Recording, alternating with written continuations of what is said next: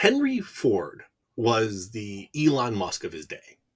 One part genius, one part highly problematic public figure. Yes, Ford paid his workers more than his competitors. Yes, Ford revolutionized the auto industry and the factory work in general with the assembly line. And yes, Ford even provided his workers with health care and pensions, something few employers did at the time. This all said, Henry Ford was an outspoken anti Semite, a hater of labor unions, and a general narcissist. The last trait of his is a big part of why Fordlandia failed to ever live up to its intended purpose. Ford wanted his own source of rubber to manufacture tires for his cars. To achieve this goal, he acquired 2.5 million acres of Amazonian rainforest along the Tapajós River in Brazil. In 1928, land began to be cleared to construct buildings, and the problems were almost immediate. Hundreds died just clearing the jungle alone. Scorpions, ants, snakes, and wasps would bite and sting, and workers slashed away with their machetes. Once the buildings were finished, the problems didn't end. No one ever thought to consult a botanist or talk to the locals about what it took to grow rubber trees. Similar plantations successfully produced rubber, but these were in Asia. Another Henry Wickman, smuggled rubber seeds out of Brazil in 1876. A story for another day. The importance of this is that the climate of Asia and the climate of Brazil are very different. Yes, this is where rubber trees' natural habitat is, but that also means this is where the tree's natural predators exist.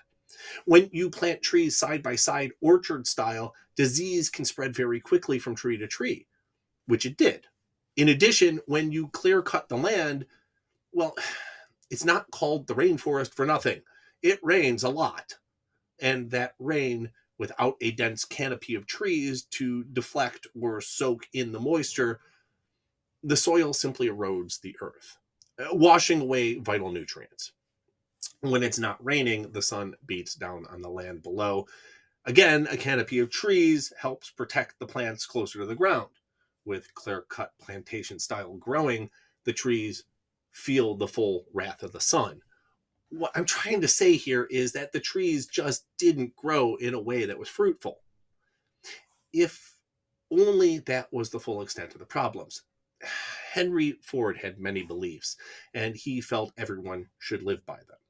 He strongly enforced a standard 8-hour workday. In Brazil, workers liked to work a few hours in the morning when the sun was low on the horizon, take a break in the afternoon, and then resume work in the evening.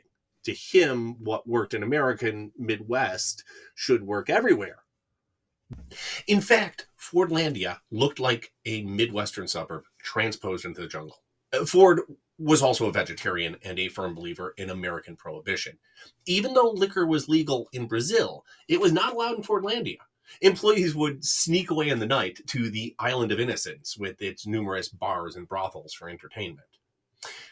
Although there is some note of hamburger being served at Fordlandia cafeterias, most of the meals consisted of oats, rice, and canned fruits. Even with hamburgers, this was not native Brazilian diet. This was a Midwestern American diet.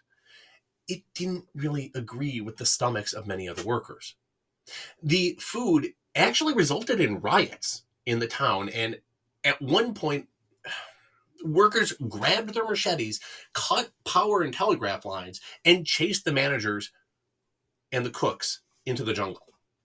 Today, 2,000 people still live in Fordlandia. One father proudly talks about how his daughter is fourth generation Fordlandian. So in this regard, it's not 100% abandoned, but Ford's vision is a thing of the past. In the end, Fordlandia cost $20 million and 3,500 lives.